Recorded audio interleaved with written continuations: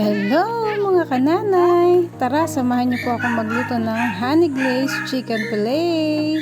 Tara, let's po! Ibaba ng 1 hour ang chicken, then lagyan po ng egg and pepper and then konting salt yan. After po mababa, fry naman po natin siya sa kumukulong mantika and then i-mekos-mekos lang po yan mga kananay. Madali lang po lutuin yan at saka budgeted meal po yan. Kayang-kaya pong magpakain yan ng 9 person.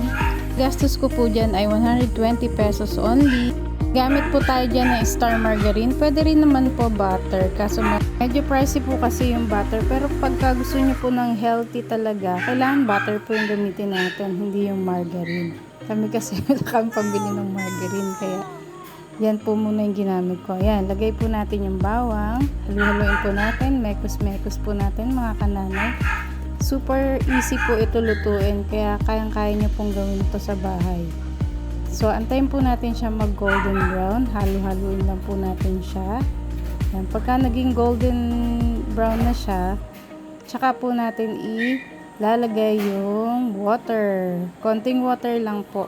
Hindi po masyado marami. Yung sakto lang po para sa sauce na gagawin po natin.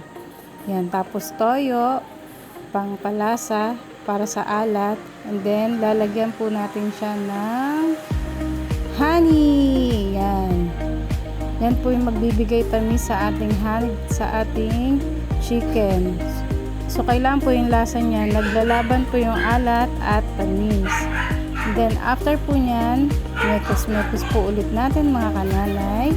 Pagkulo po niyan, mag-mix po tayo ng konting tubig and then lagyan po natin ng cornstarch. Tapos, yun po yung magpapalapot sa ating sauce. At alam nyo po ba mga kananay, yung mga anak po namin, nung tinawag ko kanina, ay grabe, sobra excited po sila kumain dahil nasarapan po sila sa ating honey glazed chicken fillet. Alam nyo naman po, mga bata, mahirap pakainin ng gulay. Kaya ayan, pwede naman po tayo umisip ng mga ulam na budgeted meal na kayang-kaya sa ating budget. At masarap pa, diba? Sa panahon po ngayon, ang hirap ng buhay, ang mahal ng mga bilihin mga kananay. Kaya dapat, bago kayo bibili ng ulam, hindi masyadong magarbo. Yung tama lang, hindi sobra, at hindi rin naman kulang kasi baka mag-away-away po sila. Mga ilang minuto lang po yan, lalapot na po yan. Antayin lang po natin siya lumapot. Yan, mekos-mekos po natin, halu-haluin. Yan, pag nakita nyo na po siya medyo thick na, pwede na po natin ilagay yung chicken. Ayan, medyo lumapot na po siya. Malapot na. At sakto lang. Maganda po yung pagkalapot niya. Wag po kayo maglalagay ng harina kasi hindi po masarap ang lasa pag harina po ilagay nyo. Kailangan cornstarch talaga para mas okay yung lasa niya. Pasok na pasok sa panlasa. Ayan, konting kulo pa po. At pagka talagang sobrang thick na siya, lagay na po natin yung chicken. Yan, halu-haluin, mekos-mekos mga kananay.